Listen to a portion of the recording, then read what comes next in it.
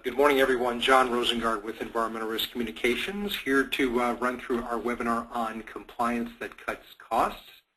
Just to give you a sense for what our content will be like today, I'll be giving you a sense of what fair value measurement is like in generally accepted accounting principles and reviewing our observations on managing and using fair value measurement in looking at environmental risks and liabilities, and then run over a few steps about how to document and why to document fair value measurement. We think these are actually value-added steps that either your organizations or the organizations that you support, if you're an environmental services provider, will find value in the coming 5 to 20 years.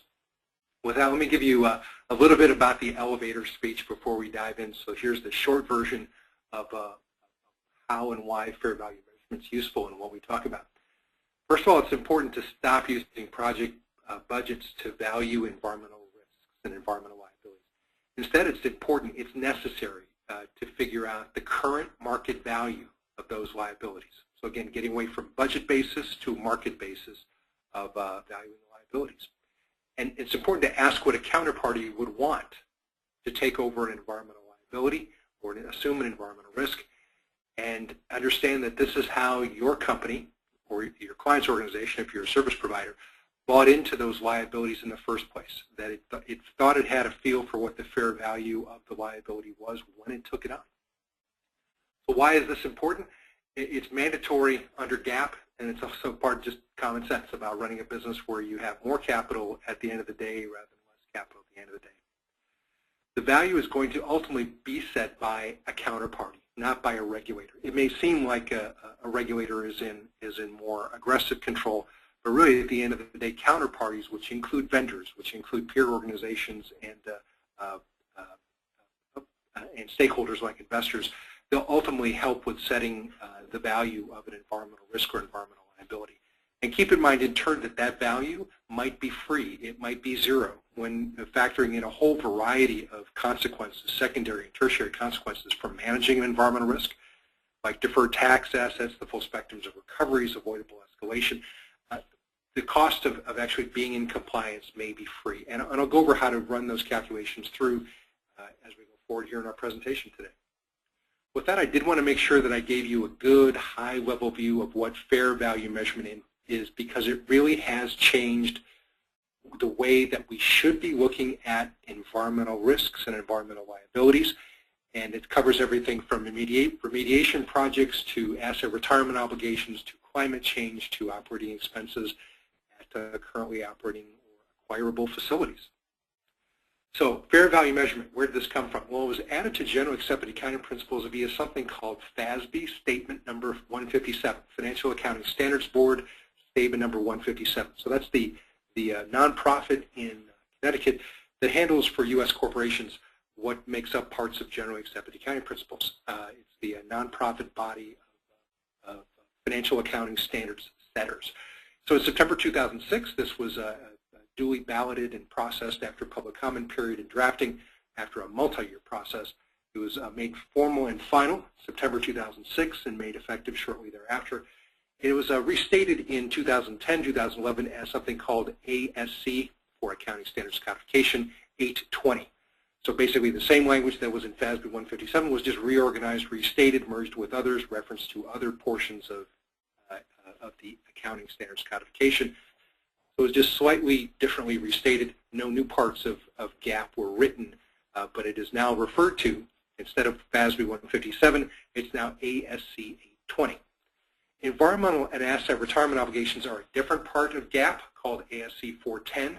Asset retirements are under specifically ASC 410-20, environmental obligations, ASC 410-30. If you used SOP 96.1 regarding environmental remediation liabilities, all of that language is still fine, it's still healthy, and it's still sitting in ASC 410-30, just organized in a different way that I think makes for a much better cross-referenced read. There are other parts of GAAP, specifically contingencies covered in ASC 450. There's also a section called commitments in ASC 440 and guarantees in ASC 460. But the basic point is that if you're looking for that language that says a liability's got to be probable and reasonably estimable, that's really geared toward legal claims.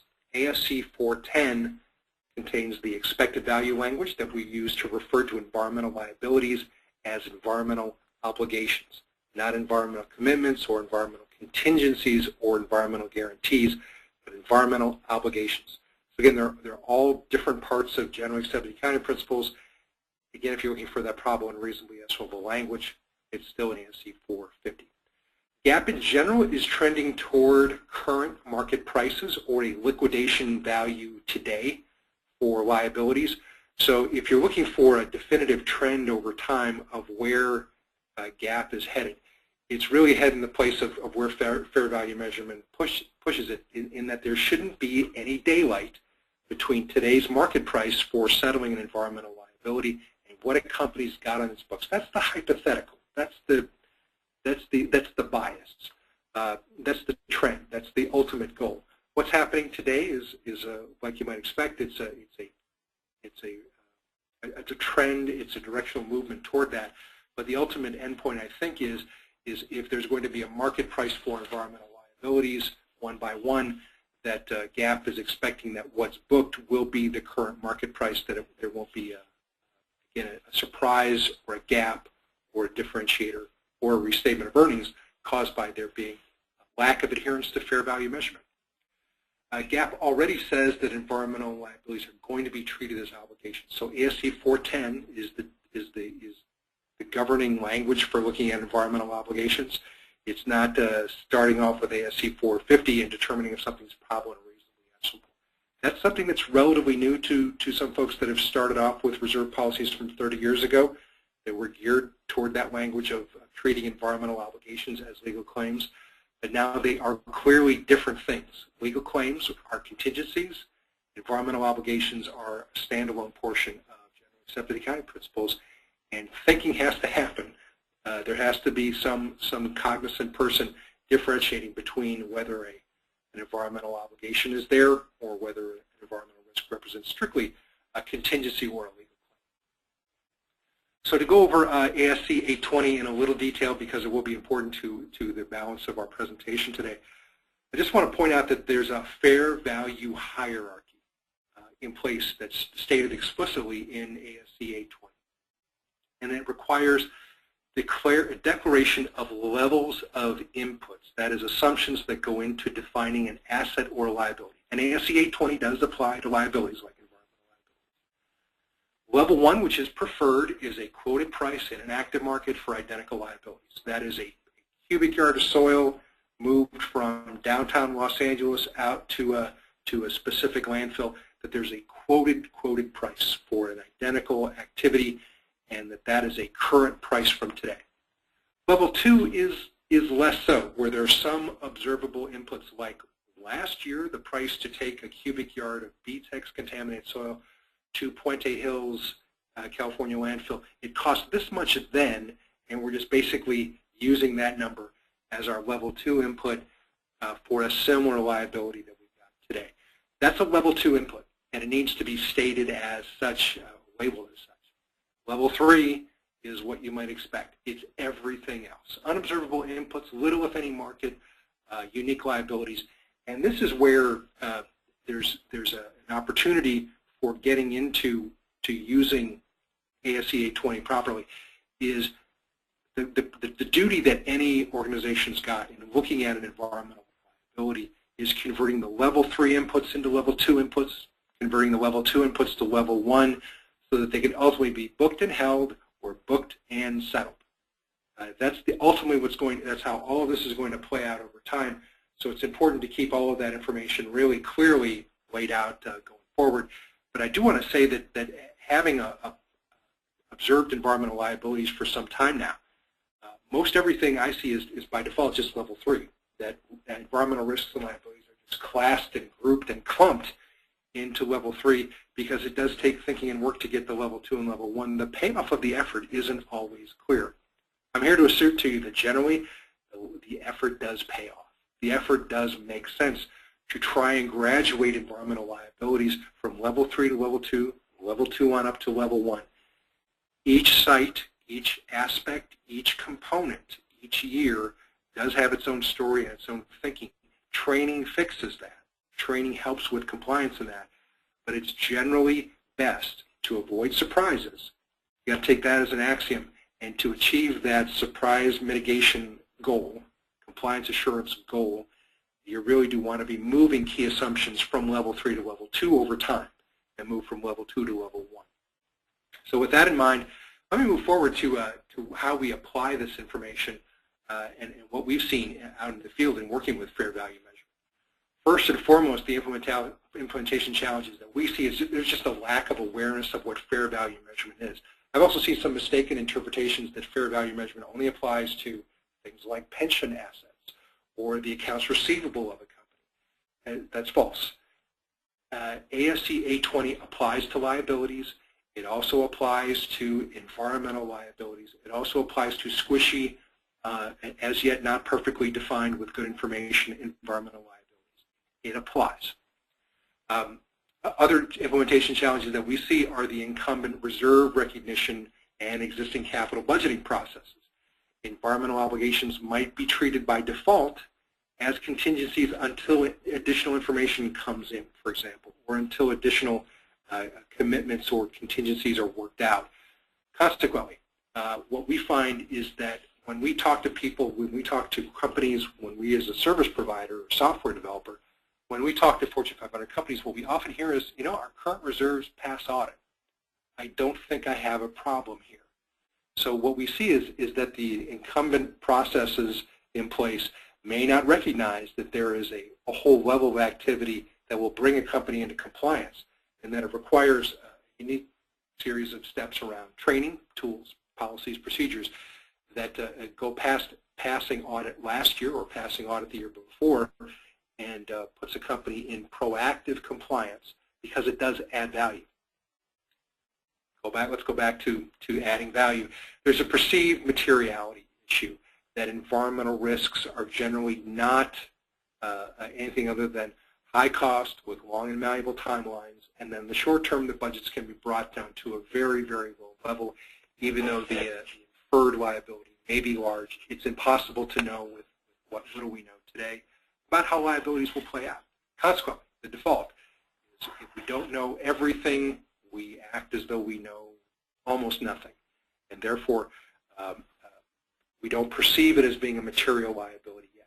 This is a trap that some companies have been put into, and mining companies already have been singled out as needing to address their CERCLA and mine closure and abandonment liabilities more aggressively just in the last 5 years. This is a financial assurance and fair value measurement outcome where enforcement activities have been geared toward one industry. So if you went to someone in the metals and mining industry today, they would say, yeah, probably say, yes, we know all about fair value measurement. But if you went to chemicals processing or an electric utility company, you may find that there's not an awareness today that their auditors are looking at the fair value measurement of asset retirement obligations or environmental obligations. Next point is, of course, just what we see as well, as I'm sure you do, there's a multidisciplinary framework. It requires communication, good, solid, consistent, professional, accurate, thoughtful, truthful communication from environmental, legal, audit, and other disciplines. These are multidisciplinary topics, and identifying environmental liabilities and working through what needs to be booked, it requires a consensus and requires thinking and good communication. It's not a one-person activity. It's not a check a box, do a step, and then move on and never integrate that into capital budgeting and planning. In turn, the other challenges that we see is that there are biases toward compartmentalization of information, working under attorney-client privilege, and in turn having data that's held confidentially that in turn could be used and applied to value-added, business-oriented, practical purposes. My point isn't that there's a scandal out there of environmental liabilities going unrecognized. It's that a systemic short-term look of what's in the budget and identifying anything other than a market price gets away from what the enterprise is truly worth. And what we're talking about here in terms of identifying environmental risks is having a clear definition of what the market price would be if our organization were going to be acquired tomorrow. What would be the market value for the environmental risks that we've inherited, took on, and are trying to work down? what would that market price be today? And if there's a gap, compartmentalization, privilege, and confidentiality often are part of the challenges, part of the roadblocks to recognizing this information. So the symptoms that we see in terms of carrying out a good fair value measurement program these days, what ERCI sees, is that we see that employee compliance with the reserve policy is the most important thing. Not having a good balance sheet number, not having a fair value measurement. The box that's being checked is that there's compliance with a reserve policy. A reserve policy is a great place to start. It's a foundational, fundamental part of getting today's work done. But the big picture activity, the responsibility, the duty, as it's called in the UK, the duty that the duty holder has is to go beyond compliance with the reserve policy and look into what is an accurate balance sheet statement for all of the risks that are out there, including some that, frankly, may never see a reserve dollar ever set aside for it. Another symptom of a disconnect that we see is that a multi-year budget sort of gradually kind of turns into a reserve, which sort of kind of gradually turns into what an expectation about what the liability is. This is a symptom of the circular thinking, that the three all feed onto each other. And that, if numbers are just expressed as a budget, that in turn becomes the reserve because there's no other information. And that in turn crowds out any other expectation of what liabilities are because there's no competing information. So it's a self-satisfying loop. It just provides its own means to an end, but it fails to achieve the job of documenting that there's a fair value or third-party valuation on environmental risks, and that is wholly different and arrived at in a wholly different sort of a due diligence type of process. Another symptom of disconnect that we see out there is that incumbent vendors are pricing their reserves at their sites. And I know firsthand that it's easy to ask a vendor, what will you spend on the pump and treat system at Site X next year? And their answer back will be, we think we can knock off 5%, but it's pretty much going to be like it was the last 2 years. You average the last 2 years. That's pretty much what we expect to spend next year. Well, great. You start with that, but now what you've done is you've got an incumbent vendor pricing their own budget and pricing in turn what the reserves and perhaps even the liability is going to be. And that, while convenient and fast, expeditious, is wrong because it's not the market value. If you ask that same vendor, instead of what will you spend next year, what will you take from us, just money, what will you take and never contact us about this liability ever again? You will find a way to insure it and guarantee it, but we don't ever want to hear about this liability ever again. You would hear as a response a very, very, very different level of thinking, very different expectations about imputing a risk premium, a very different cost structure for adding in an insurance policy perhaps, but you'd find a different conversation altogether about what the liability is, about what the life cycle cost to close is, and you'd see a very, very different set of thinking because you'd have very, very different questions and answers. And that's all this is a good conversation about what the liability is. Means that if incumbent vendors who are competent, capable, professional experts, if they're asked different questions, they're going to give different answers. So it's incumbent on the liability holder, the duty holder, to ask different questions in order to secure those different answers. But in turn, if a vendor, maybe watch this webinar today, if you work for a vendor, be ready with those different answers and encourage clients to ask different questions. It in turn will change the conversation fundamentally toward the healthier point, which is what is fair value measurement for a liability? Why does that work? Why is that in everybody's interest? Well, for one, it gets the conversation away from what should the budget be tomorrow. And it gets back to what's the most efficient way of working down the liability. Well, to work down a liability, you have to know what the starting point is with the liability. And GAAP says you start with the market price of that liability. Not a sum of the budgets for the next 3 years, but the market price for that liability. ASC 820 tells everybody to do that already. We don't need new rules. We have those rules already in place. They're not being applied. They're not being enforced by auditors. So these are the good old days. We can more or less get away with what we get away with, but the trend, the direction, the value added, the ultimate outcome of working with market pricing is that better decisions, better capital stewardship comes out. In general, individual sites, not pretty, not pleasant sometimes. But the long-term trend is meant to be just that. That when you work with market prices, you make market price decisions, you do capital allocation more efficiently, and in turn, the liabilities get worked out for 100 cents on the dollar, maybe even less, instead of a perceived, they're getting worked out for 500 cents on the dollar or 1,000 cents on the dollar very inefficiently. So again, it's changing the conversation to move things forward. The next couple of points relate to that as well. Fair value measurement discounts from divestitures are surprises. Those discounts from acquisitions, in turn, sometimes go unreserved. Those commitments, contingencies, guarantees sometimes go unreserved, and then field observations of what was found during a due diligence process don't get resolved in the future. That's an observation that we see out there, is that due diligence may turn up, we did this interview and we found out this problem. After the acquisition closes, that due diligence information doesn't turn into an action plan to close and resolve and bring to market and resolve any liability found. There's an important accounting aspect, and I say this as a guy with 2 business degrees who's worked with environmental liabilities for about almost 30 years now, is that there's something special called a purchase accounting window. When you make an acquisition, you get to write down, right after you close an acquisition, for the first 24 months, you get to write down the value of the assets you bought and write them down in a very structured process. And trust me when I say, when an acquiring company looks at the pension plan of the business it just bought, it figures out a way to reconcile the two very fast. Environmental liabilities should have the exact same thing. The acquiring business and the acquired business need to have a reconciliation right away because there's a clock ticking. 24 months. Days go by, and you know how large decisions can take their time in making big decisions. Aligning the purchase accounting outcomes for an acquired business is a necessary task, and that window does close 24 months after an acquisition. So it's an important aspect in larger acquisitions to make sure that reserves are set properly and that asset retirement as well as environmental obligations are valued at the market price, close to the market price that was set as part of an acquisition.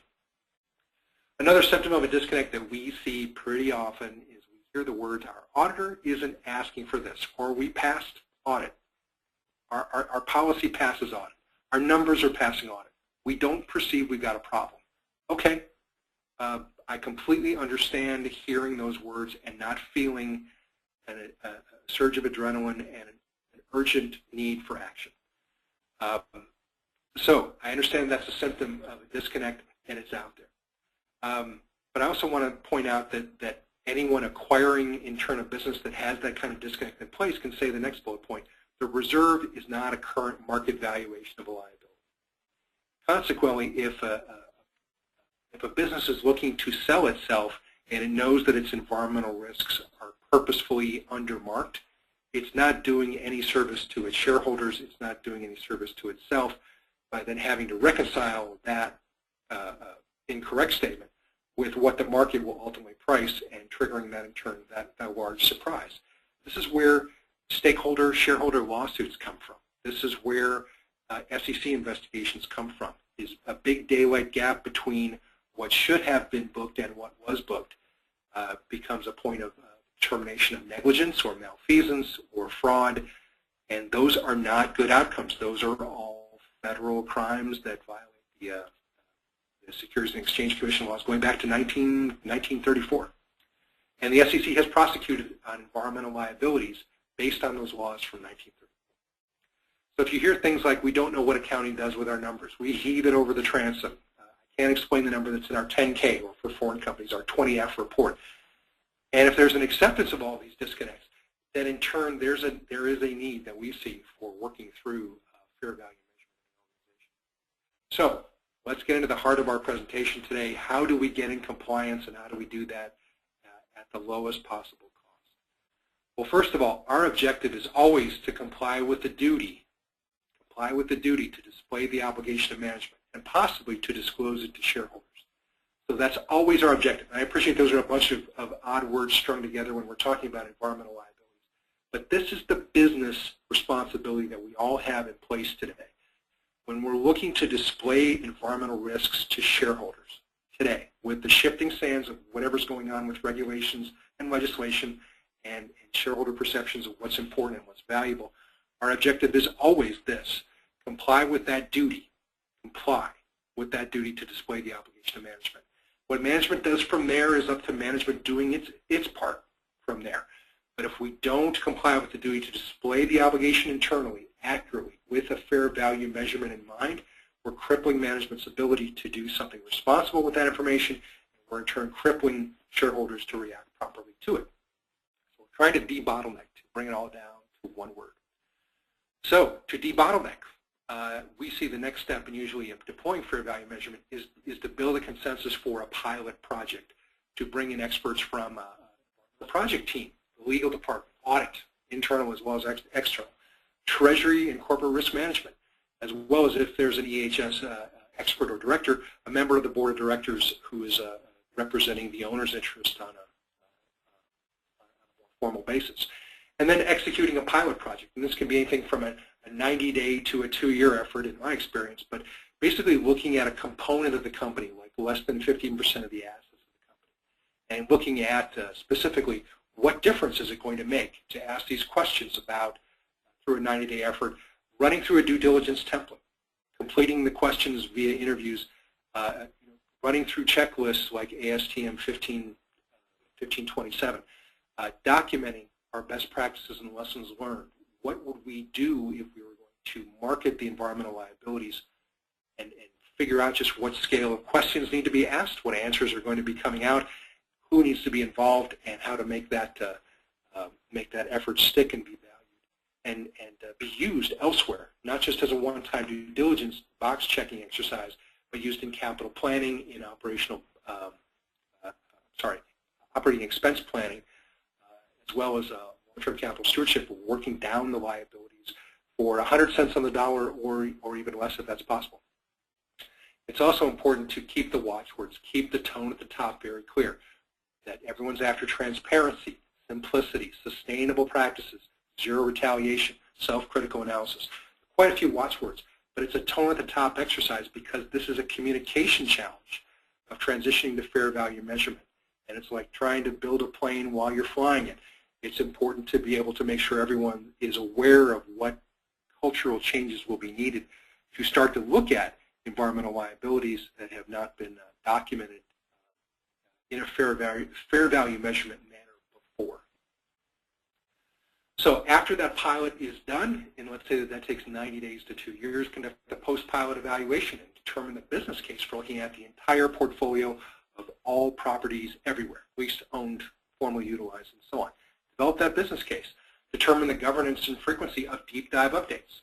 When do you look at every site, at least on paper, every site? Is it every month or every 3 years or every decade? What is the cyclicality of it?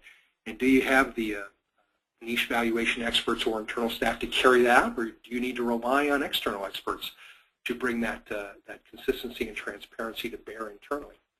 Be aware that 3 to 5 year cycles guarantee that you're going to be working through staff turnover issues.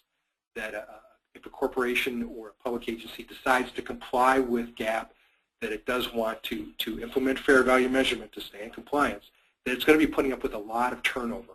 Environmental liabilities move slower. They take their time. They work themselves out, which means data loss, institutional memory loss. It's not on anybody's side here. There's going to be institutional memory loss. So writing stuff down is incredibly, incredibly important. Asking the same questions the same ways is incredibly important. And documenting what you know, the path forward, so someone can pick it up, execute it, and put it down is incredibly, incredibly important, we found. It's also useful as part of this effort to develop key performance indicators and a phase-in schedule so there aren't surprises about when there will be experts asking fair value measurement questions about environmental risks. And it's important to see a high level, a board level, a senior manager level commitment to saying we need to implement this fair value measurement because we need to work in a transparent, sustainable business. We need to work with these expectations that our shareholders have got, and that means in turn that we can't have one part of the company doing one thing and another part of the company doing something else just because they always have and because it's convenient. It's transition, and tone at the top really does mean a commitment to implementation company-wide. Finally, the next couple points is implement the company-wide fair value measurement. And this is the fewest number of bullet points, but this is the most complicated and extensive effort. And it requires, based on that 3-year or 5-year turnaround time, looking at 20 to 33% of the portfolio annually and staying on schedule. So it requires someone who's engaged in making sure that the portfolio is being reviewed on a consistent basis. Renewing and reviewing those forecasts to ensure that similar liabilities are being analyzed in similar ways and being priced in similar ways. It's an important outcome. And it's also incredibly valuable. It's incredibly essential to using the proper type of money in a corporation. And there are, again, 4 different types of money that a company can use to resolve environmental risks. Asset retirement obligations, for one. You accrue the money in advance, and then it's available when the site is demolished and decommissioned at the tail end. So you build up the funds over time. OPEX, pay as you go. You have an expense today, you pay it today. Capital expenditures, you're building a new asset that includes some pollution control equipment. You write that off, you build it all up today, you spend all the cash today, and then you write that off over time. Sort of the mirror image of an asset retirement obligation where you build up the funds, you take the expenses now, and you spend all the cash at the tail end. That's an ARO. Where you spend all the cash on the front end, that's a capital expenditure. Reserves are where you set aside money on your books today, and you spend the cash later on, and you take the tax deduction later on. Again, keep in mind that you can't move the tax deductibility around. You have a tax deduction more or less when you move the cash. Tax follows cash. That's one of the axioms that I picked up in business school that I want to share with you today. You can't have a tax deduction today for money you're not going to spend for 30 years. You have to really be incredibly imaginative, very creative, and incredibly lucky with your auditor to pull off a stunt like that, because it is a stunt. It's not something you would do every day and say this is transparent and normal and appropriate. Tax follows cash. That's normal, transparent, consistent, appropriate, sustainable. Tax follows cash. So if you are spending dollars and you're deducting the expenditures, great, that happens when the event occurs. The rest of it is really book accounting or booking the transactions differently. Finally, it's important to book and build your exit strategy to understand what you're trying to do. And I've seen 2 different philosophies build up in place, and they more or less are backed into it. I haven't seen explicit statements except for 1 or 2 really solid companies. I'll get to those examples in a second. But you either have an exit strategy that says we're going to reduce the liabilities or we're going to segregate the liabilities. So reduce or segregate. I don't want to talk about one of my clients for a second. I'm sure they would freak out if they had a representative on this webinar today. But one of the companies that we've served over the last 20 years is Chevron Corporation, based here in California. It's the second largest of the oil majors, perennially one of the top 5 companies in the Fortune 500, and the largest company based here in California. And what I'm impressed with in terms of Chevron's management of their environmental liabilities is that they not only have compliance activities in place, but they've also got an explicit bias towards saying, you know, these liabilities are here in place. We are trying to work them down. We're not just trying to tie them off and hold them someplace. We're trying to work them down in a responsible and efficient manner. And that's a tone at the top that goes back for 20 years, as long as I've worked with the company. And I just want to use that as a point of reference to say data has never been more freely available via the internet and via the web. For those of you that started careers maybe 20 or 30 years ago, you remember seeing an annual report once a year in paper and reading it and saying, aha, this is what the company thinks it is today. Well, now with PDF documents and websites, we can see all of the annual reports for the last 5 or 20 years online 24 hours a day whenever we want to read them on our phones. It's a different technical capability and a different velocity of information than we're used to. So the tone at the top, just to go back to what we're talking about here today, the tone at the top has never been easier to find or easier to hear because it should be expressed via a company's website, via its sustainable business practices, via its sustainability report if they produce one, and certainly from its annual report to shareholders if it does produce one. The tone at the top for a company about their environmental stewardship practices and where it wants to be with their environmental risks, it It should be stated clearly, and it should be transparent for everyone to see.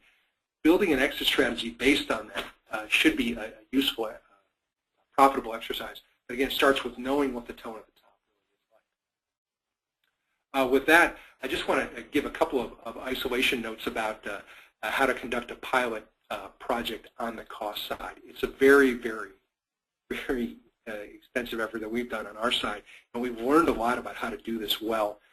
And it starts off with a framework that says our questions are not what the numbers are going to be for the next few years.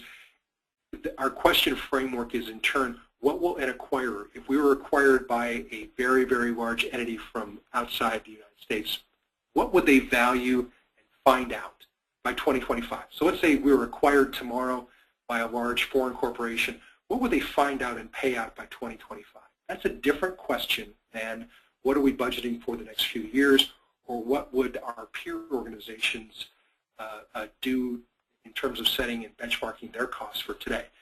Think about being in someone else's shoes, being in the acquirer's shoes, and saying, what will we have to pay out as an asset retirement obligation, CapEx, OpEx, and reserve dollars? What will we be paying out by 2025?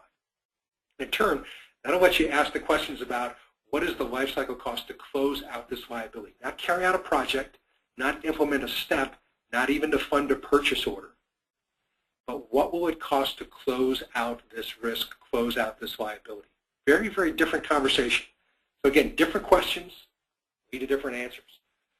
And that includes things like factoring in the cost to close out a liability that are part of the cost to contract and supervise the work, research and assert a claim with insurers or other PRPs. Those are just ordinary costs of doing business.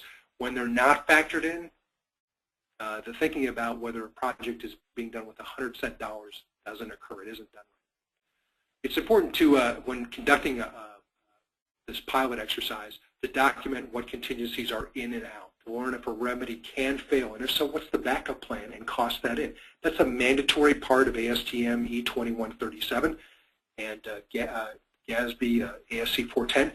You're supposed to come up with creative, doable scenarios, and it's not scenarios that are just we could pump and treat the groundwater or we can excavate the soil. It's supposed to be, if we do excavate the soil, what if we miss something? If we pump and treat for 30 years, what if the plume is still there? What if we find something else and that's still there after 30 years? And the remedy, in part, no blame, but just in part, what if the remedy doesn't succeed completely? And we're self-insured and it's on our nickel, what then? That's another node of the decision tree. That's an outcome.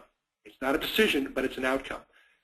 If you look at E2137 and ASC 410, it all says the same thing, probability-weighted scenarios. It doesn't say decisions only, it says probability-weighted scenarios. One of the scenarios to factor in is that your remedy that you choose, the strategy that you love, fails. What's after that? That's another scenario to weight, and that's again part of the conducting an exercise fairly is putting in that backup plan and the associated probability. It's already a requirement, it's just not audited or enforced heavily today. With that, let's move forward to what we think is a best practice for documenting and finding the value added, how to achieve compliance at as close to zero cost as possible. And we find this term sheet really does help state the level 3, level 2, and level 1 fair value measurement components pretty consistently. And what we try to do is we look at four aspects. We look at numerical values, things like the soil and groundwater volume, the cleanup goals. Regulatory, what are the contaminants of concern? Counterparties, who are they? What's their tentative allocation? What's their credit rating? And then the timeline, what are our deadlines? What are our nice-to-haves? What are our constraints that we have to do? Finally, what is our mark-to-market testing on looking at each of our sites? Do we ask a vendor to validate our pricing, and do we look at the life cycle costs and terms and conditions for working off the liability? The term sheet that we've developed to look at fair value measurement that we think brings in compliance at the lowest cost does look at a whole variety of these factors. And, rather than read these off to you, I just thought I'd give you an example of what one looks like in practice. And that's really just based on these items, A through J, that we look at. So a term sheet for each liability really does consist of a review of these portions or these components. And we start with where everyone else starts. with looking at a life cycle cost projection, and we use Microsoft Excel for that. And we try and look out a reasonable, appropriate period of time based on the science to say when will the plume, the problem, the liability, the risk all be at a resolved stable level. And then in turn, we try and put in that center column the level 3, level 2, and level 1 assumptions that go into our fair value measurement. So getting these site-specific conditions, these KPIs, these unit costs, and maybe even putting in a label that says this is a level 3 thing, this is a level 2 thing, this is a level 1 thing. That's an important aspect of completing this exercise in a reproducible fashion. So let's say, for example, in this example, we've got a life cycle cost to close of negative $5.5 million. We'll start with that. Let's move forward next to the contingency for changes to scope, schedule, and vendor. Let's say that our level 2 assumptions are we're going to have a 25% cost increase for the 4th pour volume, and we're going to have to double our well count from 5 wells to 10 wells, somewhere in years 8 to 10 from now. And that incremental cost is going to be $1.2 million. Well, great. Now we've got the cost of failure. We don't have the weighting of it, but we've got a 25% cost increase built into that valuation. So we're trying to work down, as you can see, the decision tree to come up with the weighted average of what our costs are going to look like. In turn, Section C, the premium for full or partial strategy failure.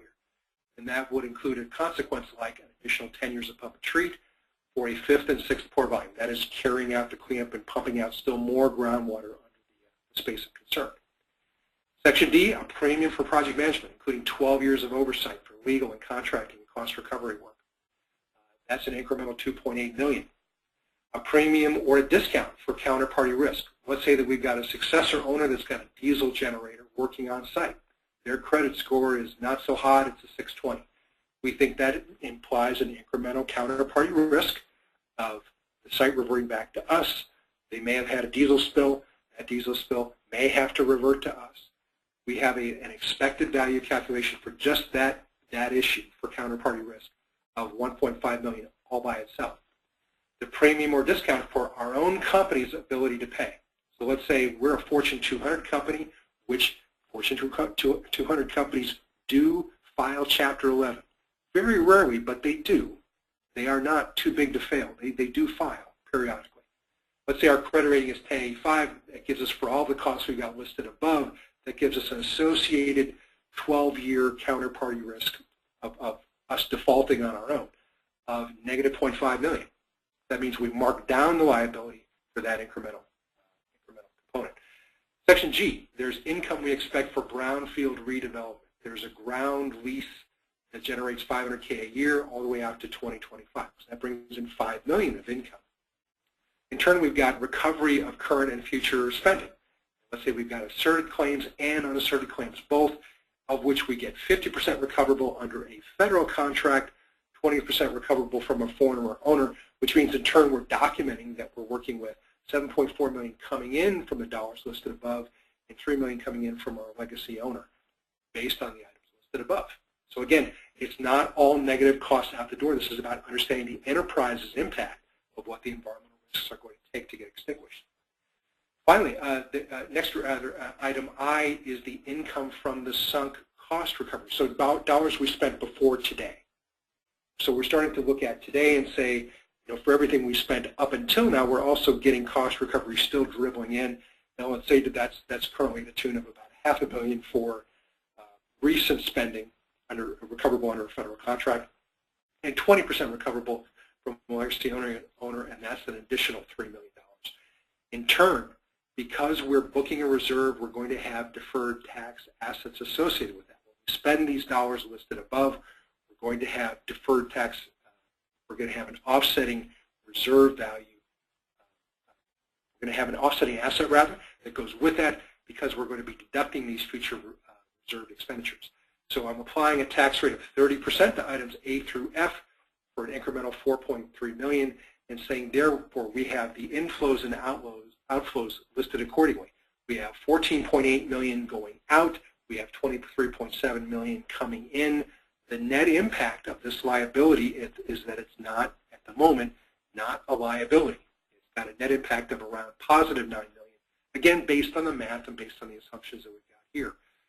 doing this rigorous exercise gets us away from just looking at a multi-year budget and saying that's the start of compliance, and gets us into looking at the market price, and a market price for this liability should include all the items that are in the center column, all the items that are expressed financially on the far right column as the operating income impact. So you see, this story isn't about just the negative $5.5 million, although that's the easiest to grasp. It's all the other consequential impacts factored together that give us a valuation of what this liability truly will work out to be, and whether we're working with, again, 100-cent dollars, 0-cent dollars, or somewhere in between or outside of those parameters. So finally, why is it important to document fair value measure? So I just want to go into the fundamental point. It's intuitive. You have to work with market prices. That's the obligation everyone's got today. That's a duty that duty holders have. Why is that good? Well, it eliminates surprises. It forces audit and spending on liability reduction because that's where the attention needs to go. It gets attention away from picking a great remedy, implementing a great remedy at the right time. It gets away from those scientific issues just exclusively and gets into the business impacts of the scientific issues, which again is where the intersection, the multidisciplinary intersection of everyone's interests are. It's in making good business decisions in the context of making good scientific decisions. Next bullet point, I think, is probably pivotal for every organization that hopes to survive and grow. It improves the execution on acquisitions and divestitures. It allows for just better capital stewardship, better, more sustainable decision making. Finally, it identifies portions of the portfolio that have recoveries at risk. That's a term I guess I should have put in quotes. But recoveries at risk mean cost recovery mechanisms that are in customer contracts but may have time limitations, or may include counterparties that are in danger of defaulting. And so looking at those aspects of looking at portions of the portfolio that have recoveries at risk means thinking about what recoveries can go away if a liability is deferred, if execution is deferred far off into the future. With that, I just want to give you a quick overview of what it takes to get from a vendor quote or initial value of an environmental risk to a fair value of an environmental risk. And it usually involves a series of steps. I gave you a 9-step model before. Here I just want to break it up into 3 quick steps and just show you that, with the right information, this can be a 10-minute exercise to get from an initial measurement to a fair value. It's not time intensive, it's knowledge intensive. Without the knowledge, without the right answers, it's impossible. But by asking different questions, of course, this fair value measurement is enabled. So just to give you a quick overview, if we start with an example of a vendor quote where we're going to be putting in a groundwater pump and treat system, let's say it's going to cost $2 million to install, $3 million to operate and maintain over the next series of years, and we expect in turn that we're going to have a 50-50 cost share with other parties. Therefore, our total aggregate cost after that cost recovery is $2.5 million. We're going to be paying 50% of a $5 million gross cost. Therefore, we're looking at $2.5 million. The next blue bar in the center of the graph is for remedy failure. And let's say there's an 80% chance, and our presumption is that there's an 80% expectation that the remedy is going to work just perfectly as designed. That'll work out fine.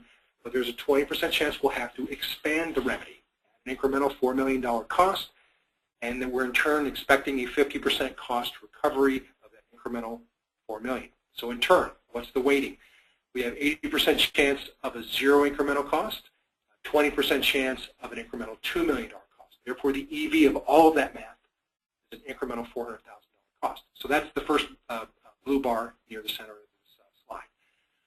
Next, we add an incremental 10% of the previously stated costs of $2.9 million, which is the gray bar of 2.5, plus the blue bar of 0.4 million. That gives us 2.9 million so far. We tack on 10% of that, which is around 300K, 290K, and move on to the next item, which is the counterparty risk. That's that final blue bar to get us to fair value measurement in this short example here. Well, let's say in our analysis and our review, we believe there's a 60% chance in our assessment that there will be no defaults. And ERCI actually has scientific data that we purchased from Dun & Bradstreet to validate what is that probability of default over a series of 5, 10, 20 years, and so on. So we actually do provide this data on a commercial basis already. 60% chance of no defaults is our assumption here in this example. To go back to that, 25% probability that there will be exactly one PRP default, which will increase our cost by $1 million. And in turn, a 15% probability that we're going to have 2 PRP defaults, and that will mean an incremental $2 million cost to us. The next row below, you see the math there, 60% probability of 0 incremental cost, 25% of $1 million, 15% of $2 million. Trust me on the math, that adds an incremental $600K, which gets us to our final number, which if you add up all the guys going left to right, gets us to around $3.75 million as a fair value measurement. You see that's wholly different from the $2.5 million that we can put as a vendor quote today and say that should be our reserve, that should be our asset retirement obligation, what have you. And the fair value measurement can be quite a bit different because of imputing things that other parties would impute in order to value this liability and take it on. This is the process that needs to happen. What an auditor can ask for today is what is the fair value measurement of your liability? And if you give a vendor quote and you know all of this other information, you're giving the wrong answer to the right question. So as you can tell, part of what we like to look at and think about this is just we know what the questions are going to be. We know what data we need to collect. If we're unprepared, we're just not prepared for giving the right answer. So the best practices that we see, just to round out our presentation here today, is that we see it's important to train everyone to use ASC 820, fair value measurement. It's important to help everyone who's a project manager or key consultant, even corporate leadership, auditors, counsel, to understand that fair value measurement is already part of GAAP. It's already part of what the company uses elsewhere, and it's applicable and appropriate to environmental liabilities. Fair value measurement does not just apply to assets, it applies to liabilities. Doing counterparty risk assessment, looking at project management costs, it's all part of getting to the market price, all that is explicitly stated as being necessary to calculate, and things that an auditor can ask for today. Next bullet point, use your historical spending data to justify the accuracy that you get and reassure cost engineers, anyone working on valuing environmental risks and liabilities, that uncertainty is going to be expected. It's not just a shoot the messenger response in turn. It's important in turn to document the pro-con of a strategy, to do a soft evaluation of what has to go right and what can go wrong, and factor in turn that probability of strategy failure, even all the way back to starting over, and even valuing the in-kind services being contributed to managing the project. It's important to also look at, as a best practice, sites that are done or new or sold or never studied, because they are where future liabilities come from. Not a guarantee that every one of them will have a liability. This is where they germinate from. This is where they start. And it's important, again, to include counterparty risk, because the default behavior in the marketplace is that as a company grows, its allocation of legacy liabilities also grows. If it's accumulating assets, high correlation, it's also accumulating environmental liabilities by default. And that recognition does need to keep pace. It's important not only to update your recognition of assets and how they change in value. Companies have very good handles on that.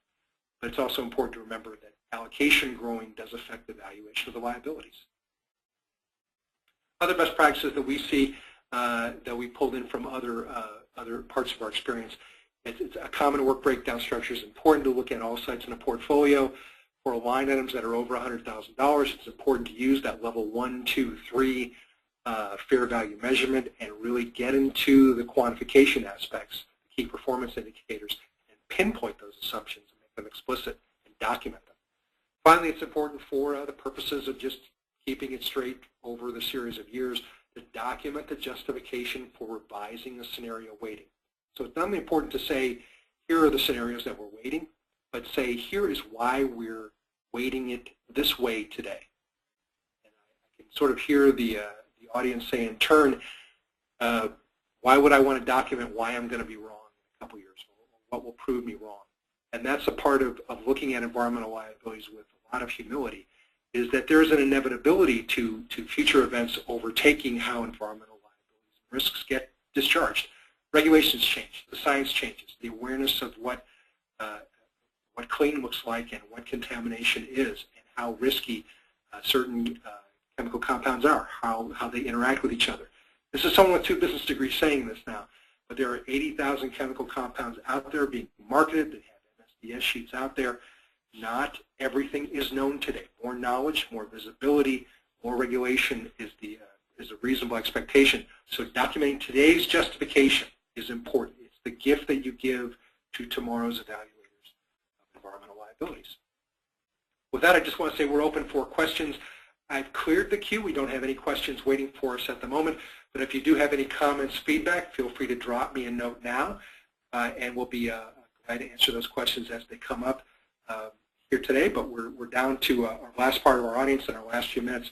So I just want to reaffirm that if you want to follow up on this topic, I really recommend the first 2 that you take a look at ASC 410 and ASC 820. It's on the FASB, FASB.org website 24 hours a day for free. This takes a moment to register, and the definitive authoritative versions of these documents are available from those standard centers.